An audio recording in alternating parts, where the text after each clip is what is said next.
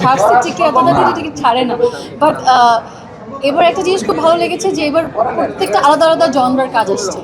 তো আমি সবগুলো কাজই দেখবো। গত বছর কোরবানিতে আমার সিনেমার উৎসবের টিমের সিনেমা দেখবো, দম দেখবো, প্রিন্স দেখবো, রাক্ষস দেখবো, প্রেশার কুকার দেখবো। আমি আর কোনটা মিস করেছি? বনন্ত এক্সপ্রেসের কথা তো বললামই, এগুলো সবই দেখবো। এখন যেদিন যেটা টিকিট পাই সেদিন সেটা দেখতে চলে যাবো হলে। That's so sweet. হ্যাঁ, মানে উৎসবের পরে তানিম ভাইয়া সিনেমা বানাচ্ছে বনন্ত এক্সপ্রেস। অবশ্যই সেখানে আমাকে দেওয়ার মতো চরিত্র তার হয়তো ছিল না, কারণ আমি কিছুক্ষণ উপন্যাসটা পড়েছি। ওখানে আমাকে ফিট করার মতো আমি নিজেও দেখিনি কোনো চরিত্র। আর তানিম ভাই এমন একজন ডিরেক্টর, এই জন্য আমার তাকে খুব ভালো লাগে, আমি তাকে খুব রেসপেক্ট করি যে সে কখনো জোর করে কোনো আর্টিস্টকে ফিটিং করায় না চরিত্রে। তো তার যেই চরিত্রের জন্য যেরকম আর্টিস্ট দরকার, সে পপুলার হোক আনপপুলার হোক, যেমনই হোক না কেন, সেই আর্টিস্টকে বাছাই করে।